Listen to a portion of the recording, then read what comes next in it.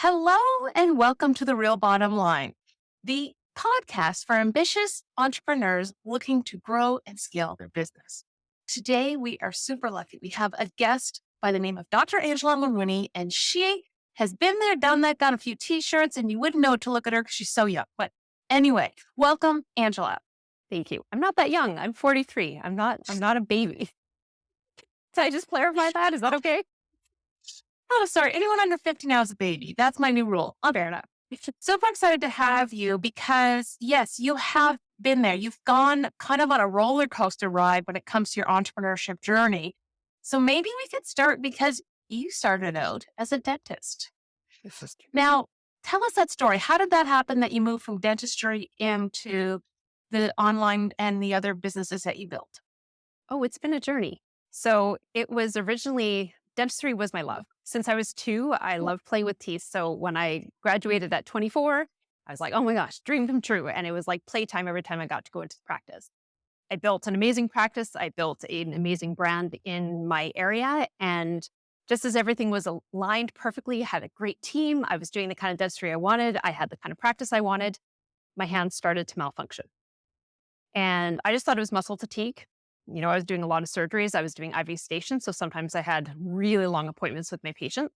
And so we tried to work through it. And then suddenly my hand stopped working in the middle of a surgery, which was awesome.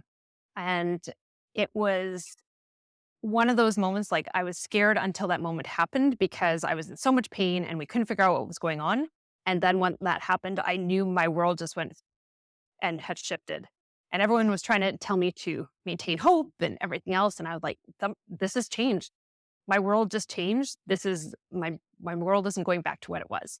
So it took about 6 months of figuring out what the heck had happened to my hand. And it's actually a central nervous system problem. So it's in my brain. It's called focal dystonia. And it's not something that can be fixed. And it ended my career, what seemed like overnight. But when we look back on it, it was about 5 years. So that's how I got booted out of clinical dentistry. Wow. And that's such a hard stop, right? Like it wasn't like you were like, oh, I think I might try something else. Let me start dabbling in it. It was like, boom, you're done. That must have been devastating at some level. It was when it first happened, but by the time they diagnosed me 6 months later and I was on bankruptcy's doorstep, I was actually just relieved to know what the heck was happening with my body so I could actually make some decisions, because that 6 months of limbo of everyone telling me to maintain hope and not wondering if they were correct or if my feeling when it first happened was correct. Being stuck between those two situations was really hard. And then when they said, no, this is where you're going, you're done, that allowed me to actually start moving forward and make some better decisions with my future.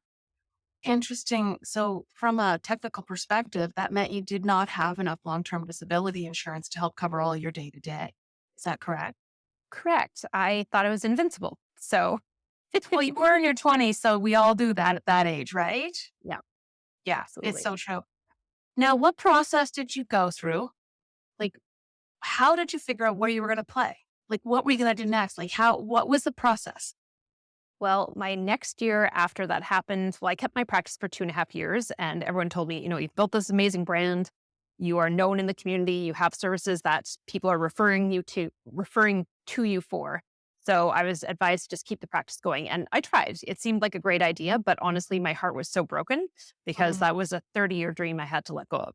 Yeah. So I kept it for 2.5 years. And then in 2015, the economy went, because I was in Calgary, oil crisis hit. And I could see it happening so much faster than when I bought the practice, which was during the global financial crisis. And so I made the decision that, I'm out before this sinks itself. And Calgary was in a slump for about 5 years. So my instinct was correct to get out. And I fire sold it. I sold it for half of its value because I just wanted to cut my losses and let this go, pass the torch to someone else and just release myself. And so what I released myself to was my dance company, which was called Unleashed Dance Company, named after being unleashed from my career unexpectedly. And so I took a year away from dentistry completely after I sold the practice and just built my dance company, became the second largest adult-based Latin company in my city in 6 months, and just poured myself into that and didn't talk to anyone from dentistry, didn't go to conferences, because anytime I ran into anyone that I knew from dentistry, they were just like, oh, I feel so bad for what happened. I'm like, I don't want to talk about it. Like, I just want Okay. to cry when anyone says that. So I just, buried myself in the dance world. And then a year after that had started, then I decided, all these things I'd been through with dentistry, I could use to help other people because I had been through worst case scenario and everything from the owner dying halfway through the deal, his son trying to sell the practice out from underneath me, even though we had a deal on the table. I got sued by my team and that got settled for $0 after 2.5 years. And then I lost my ability to practice.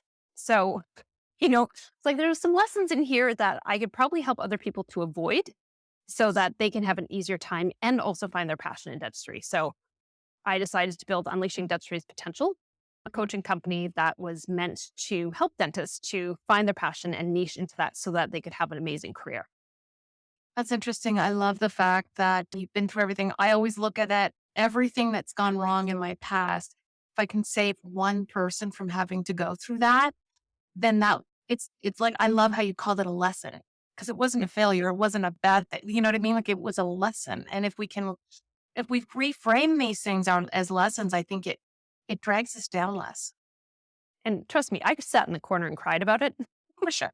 enough times, but eventually the clouds clear and you're like, oh, there's a silver lining around that cloud. So I can actually do No, I something can with it. see it because we need to we need to bury Anna for a little while and then we can go out and look and find the true lesson, Yes. and the true reason this all happened. So you did the dance. Did you sell that as well? I sold that during the pandemic, actually. So that went on and was happening simultaneous to Unleashing Dentistry's Potential. Okay. So as I built Unleashing Dentistry's Potential, I took to LinkedIn and just started talking about what I knew about dentistry, what I knew about passion and niching. And in a year, I went from 200 to 12,000 industry followers. Oh my gosh. And so I got a lot of attention. A lot of people started asking me, like, how did you do that? And I was like, go away. And then when I started getting called during the pandemic from the heads of some of the big dental companies, and they're like, what is your suggestion that we do to help the dental people? I was like, okay. So my presence really did make a difference. So before the pandemic hit, about 6 months before, I was getting hounded enough by people about how I had done what I had done on LinkedIn. And so I decided, okay, I'm going to see if I'm a unicorn or I'm going to see if this is replicable, and started testing on a few different colleagues' profiles. They were outside of dentistry and just wanted to see if I could replicate what I'd done for myself or if it was just something that was unique to me. And I was able to replicate it. So I did that for about 6 months. January 17th, 2020, I launched Unleashing Influence as an official company, hired 2.5 full-time people. 2 months later, the pandemic shut down the world exactly to the day. And my team came to me and said, everyone else is getting laid off. Like, if you have to lay us off to save yourself, do what you need to do. And I said, I think we should buckle in and take this thing to the moon. So by 10 months into the pandemic, we were at 14 full-time team members. And we just exploded because people couldn't go out for coffee. People weren't able to go and speak at conferences and speak from the stage. And so people needed to learn these skills of how to actually deliver on camera was a big part of it, but also create content that brought eyes in and got them hired for different kinds of services than what they could be doing on stage. So it was a really interesting progression from the dance company. Then I layered on the dental company, and then I layered on the social media agency. Wow. I mean, that is one of those lemons to lemonade type of stories, right? And talk about timing that you had done all this work, figured it out before the pandemic really hit. So you had a process, which is great. You weren't starting from scratch. You're helping people get to the level you were at that point. It feels like you're very scientific about your approach, right? Like dentist. There's the science in you coming out, right? Because if you think about it, I always say there's an art and a science to so many things. And so the science part of this, so you're constantly testing things. So tell me, what did you test how do you know if it's successful? Like, do you set those parameters ahead of the test? And in marketing, when we're building a business and trying to scale and go bigger, marketing and sales is such a big component of that. How do you test on a scientific basis those kind of skill sets? So at first, you kind of have to develop a hypothesis, make your best guess based on who you think your ideal client is, what kind of content they want to consume, and you go for it. Then you compete content against each other and see which wins, get rid of the stuff that didn't work, and then you try and elevate the stuff that did work. But in the end, after 3 months, after 6 months, I want to see dollar bills coming in. I don't care about your engagement. I don't care how much your audience has grown. I want to see that you got sales and that people have gotten on calls and said, hey, that piece of content about blah, blah, blah is what touched me and got me onto this call. And so we get really, I think when people are building personal brands, they get really caught up in the, wave of admiration that happens. And they get caught in matrix. Exactly. The vanity matrix for sure. And what happens is they forget that the reason they're putting all this effort in is that there's supposed to be a reward. And the reward isn't popularity. The reward has to be growing your business. It has to be getting more sales. It has to be making a difference. For me, when I'm getting sales, I better be making a difference in those people's lives. So I'm elevating people and creating a ripple effect in the world is what I'm doing. And it can be hard to get people out of that. A lot of times I have people I spoke to and then they're like, oh, I can't afford you. I'm like, okay. And a year later they come back and they're like, oh, I built all these amazing things. I've got all these programs, and I'm asked them the hard questions because that's just me. So how many phone calls have you had about your programs? And they're like, 3. How many sales have you got? 0. I'm like, so how much have you spent? Maybe not even dollar bills, but like time building these programs, and you have 0 sales. And they get so enamored with this idea, they can't even wrap their head around the fact that this is a hobby. Yeah. An expensive one. A very expensive one. And they've stopped everything else and they're just building and building and building it. And it's like, well, if we had worked together over this last year, we would have made you at least 6 figures by now with what you've built out.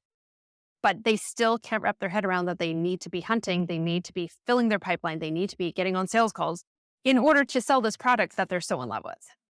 You just brought to mind the Kevin Costner movie, You Cannot Build It and They Will Come. You need to build the path to do that. You need to find them, then give them the roadmap to get to the baseball field to actually get involved. Absolutely. Why do you think so many entrepreneurs avoid that part? It is really easy, especially if you're a first-time entrepreneur, to fall in love with your idea. We see this in dentistry too. Like my first year of dentistry, I was like, oh my God, this is amazing. I have so much energy. I can do all these things. I can work 100 hours a week. I can go, go, go, go, go. And then you hit a wall and you're like, oh my gosh, what have I done?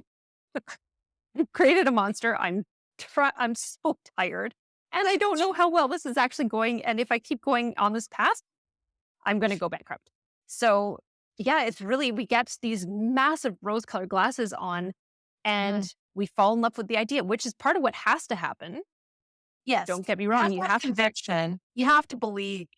You do have to believe, but you also have to have reality backing you up to get to that belief becoming a reality. Yeah. Especially if you're trying to get other people to hop on the train with you. For sure. Oh, interesting. Now, you also sold your social media empire as well. When did you do that? So, and why? Well, that's a story in itself.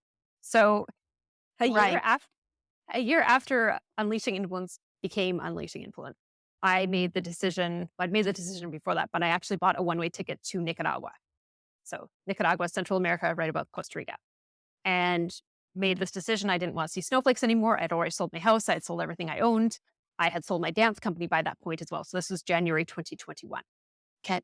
And I just didn't want to be cold anymore. It made my body hurt with the dystonia. It makes my body really, really hurt in the cold. So I was like, I'm going to change my life. Yep. I'm going to do things differently. And so I started burning things down. So I booked this one-way ticket to Nicaragua. 5 days after I arrived, Canada canceled spring break. Do you remember when they canceled all the tropical flights because they didn't want people traveling? Yeah. So I got canceled or there was no possibility to get back. So 5 days after I arrived, I'm like, oh crap, I'm stuck. And I wasn't the same as burning the bridge behind you or the boat behind you. Thing only someone else did it for you. Someone else did it for me. Sometimes the universe just slaps me out of the sky and is like, oh, you think you have a great idea? I'm going to do something else. So I got stuck here and I was like, well, it's fine. I'm going to make the most of it. way worse places to be stuck during a pandemic. So I made my life here, and all my two companies that remained were all online. So I made sure I had good internet and went with it. But about 3 months into being here, I started waking up in the middle of the night in a cold sweat, worrying that something had gone wrong with the team, someone had missed something or they'd done something nefarious. And I started to realize this isn't working for me. Like, having 14 full-time team members is dumb. I don't like this. So I started making decisions as to how I could move myself out of this. And what I really wanted to figure out was, how can I get down to one company? Because running 3 companies is not smart. It makes you look like a badass, but it's not smart. The second thing is I wanted things. yeah, one company, one offer. So I want to have one lane of genius that I could put out there in the world and create massive change. And I want to take the company to $1 million. So it meant burning away what I had. So I was like, okay, the social media agency thing, I don't really like it because it's hard to measure outcomes, right? And it was hard to measure the dollars because they weren't always being tracked to where the social media content came from. So I was like, I don't like that. So I'm going to get rid of the social media agency. So I sold it to one of my team members and she took the clients with her. Nice. Then I decided, the coaching company for dentists is like ripping a scab off my heart. And so it hurts every time I talk to a dentist who is not fully engaged with their practice, who does not love dentistry at the level that I do. So I was like, I got to get rid of this. So my underling, she was doing a lot of the consulting, was like, you want to take this over? So she took that company off my hands. And then 3 months after that, I was waiting, kind of going like, did I just screw myself over? Because now I have no official way of making a living. And I knew what I wanted to do. I wanted to help people pivot to profitable entrepreneurship. I wanted to take the best of everything I had. So as a dancer, I had presence. So I could teach people how to have presence on content and how to deliver things well. So that was one of the things I could bring to the table. From my business coaching company for dentists, I could teach people how to run a business. And from pivoting so many times, I could teach people how to do it properly because I've screwed it up many times. Then I also had the social media background to be able to help people to build super effective personal brands.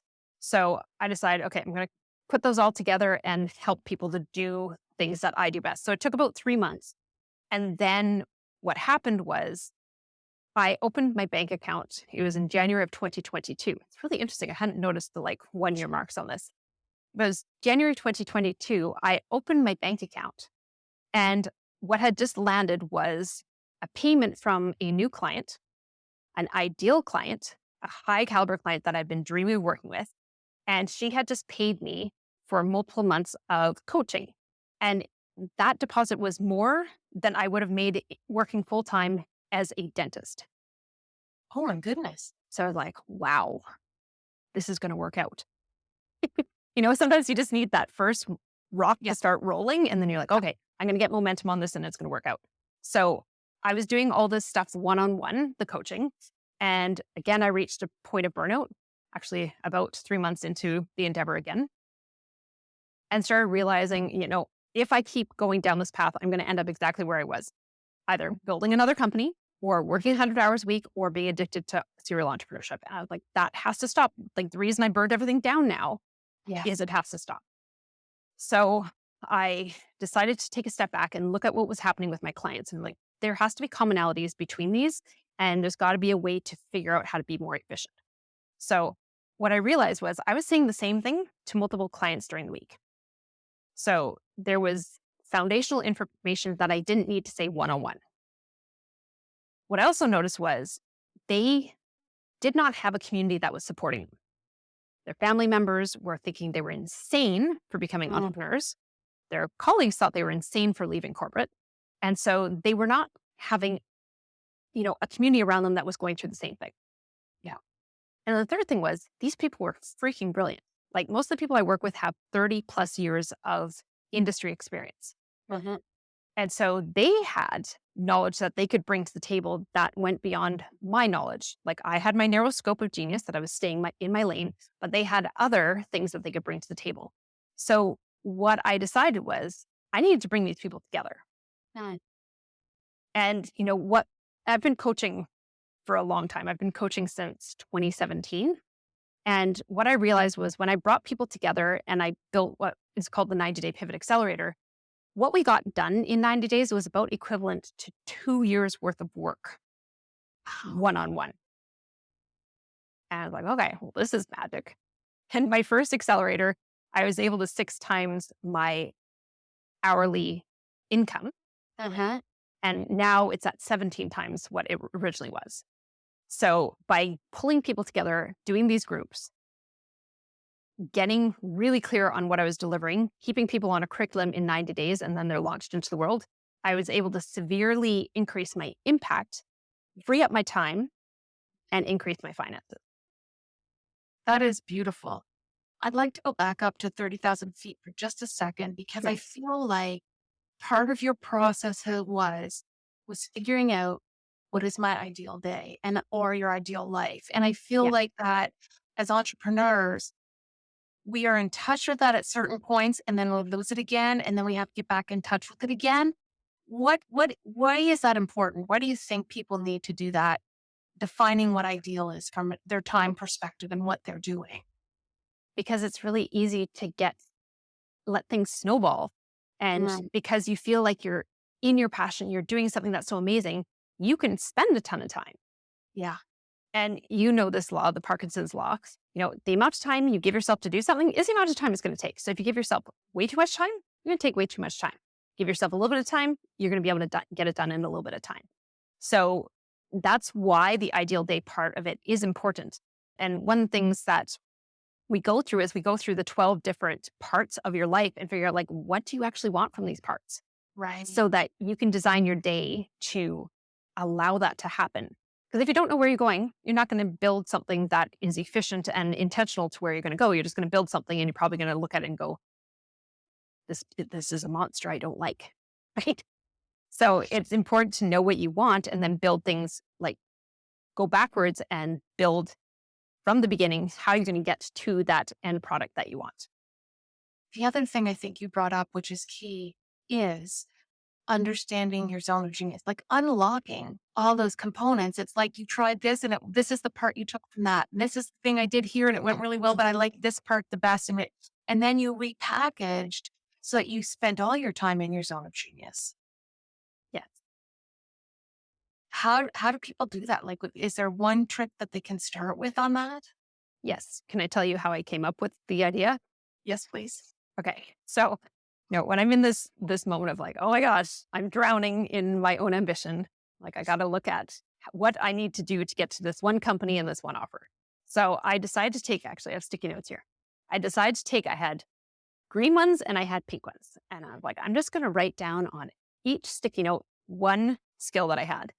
And I had a lot of skills, right? I was a dentist, I was a dancer, I was a business coach, I was a social media agency runner, did a lot of things. So by the time I finished filling out all my little notes and put them on my whiteboard, it was just a mess of fluorescent colors. And I looked at it and went, oh my gosh, I don't even know where to start. This seems more confusing than ever. So I decided to go for a run, went to bed that night, woke up, and my whiteboard was in my room, which is probably not the best idea. But I wake up and see all these things staring at me. I'm like, there has to be a reason I was inspired to do this. And there's a puzzle here that I can solve. So I started ordering things and I was like, okay, the stuff that I hate is going to go into this corner. The skills that I love the most are going to go into the top corner. And so once I had the loved ones, then I put them in order of what I loved best. And what came out was I love cracking people open. I love helping people to own their genius. And I love helping people to burn down what's standing in their way. So with those three things that I am uniquely talented at, I guess it comes from my own experience of burning things down and having to do what I did. But I was like, this allows me to do exactly what I want to do, which is help people to pivot to profitable entrepreneurship. So I took those three skills and those are the three big things that I spend my time in. And I put those three things on my sticky board, got rid of all the other ones. And those were the only things I was allowed to say yes to for the near future. So anything that didn't involve cracking people open, helping them find their genius, or helping them burn things down, I had to refer out. And that's an exercise I really like people to do. And really the sticky notes is much better than just writing a list because you can put them in different orders. So write out your top skills. You don't have to write all your skills out, just write your top ones. the ones that you actually like doing. Yep. And I'll promise you, anything that you like doing, you can get yourself paid for.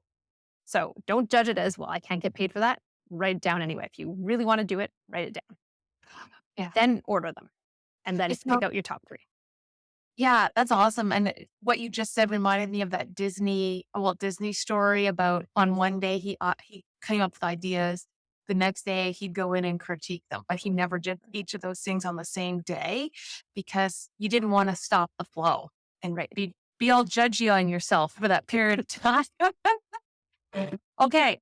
So you're in Nicaragua now. I can't say it as pretty as you can. It feels like you have the time ideal date mastered, right? Pretty close. How was that? Pretty close. It's not always perfect, but it's pretty close. Yeah. And I think that I think you're an example of that it is possible, right? You can build something that works for you. And I feel like a lot of us entrepreneurs, when we start, we build a business and our life is this thing around it versus build a life and build a business around our life, right? So that's kind of one of the first things I tell people thinking about going off on their own is know what your life you want it to be. So if you're a regular entrepreneur, there are shiny, blingy things and squirrels that are going to appear all the time.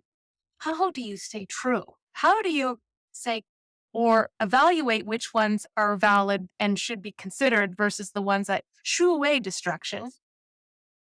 Your 3 things that you're allowed to say yes to, like seriously, it was so hard. But if you have those on a board wherever you're working, and you know that those are the only things you can say yes to, as you're having conversations, you're like, oh, it doesn't fit. Oh, no, it doesn't fit that one either. Oh, no.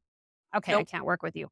And it's super scary because you're going to feel like you're leaving so much money on the table. But if you can get disciplined to only do those 3 top skills, then you can hone yourself into a narrow and deep genius that is going to get you far more success, far more impact, far more financial reward than trying to be broad.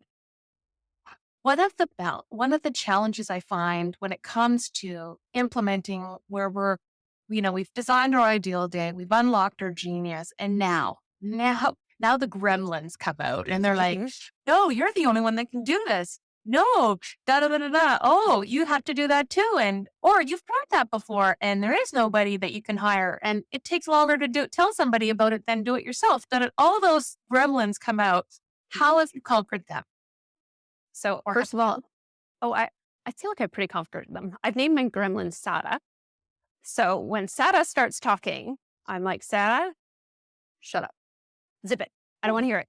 Because what happens is when those gremlins come out, we can circle for quite a long time and not even realize we're sniffling it. Yep. And by naming it as something that is outside yourself, I'm like, yeah, this is kind of like a shadow part of me, but I know where I want to go. So if I can get Sada to shut up, then I can actually get to where I want to go. So naming your gremlin, which sounds super ridiculous, actually helps time and time again. And name and talk to him. Name Is him. it always a guy? Or no, that's Sarah's a girl. Sada's a girl. Yeah. Yeah. Okay. Yeah. So that is one of the things.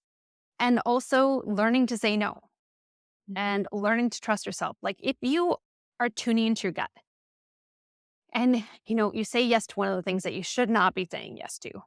You actually know right away, don't you? You totally do. And you may not, you're like, oh, it's okay. And you just push it down. And then 3 months later, you're like, that's why my gut went off, is because that was a terrible situation that I knew was going to turn out badly, but I panicked. And so I went for it anyway. And so it's learning to quell that panic and start getting into contentment and peace.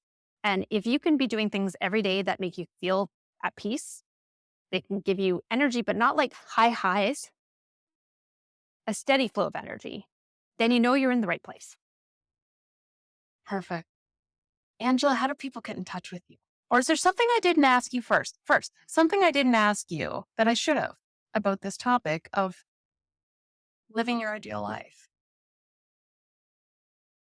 So one of the things I do suggest about your ideal life is actually schedule it.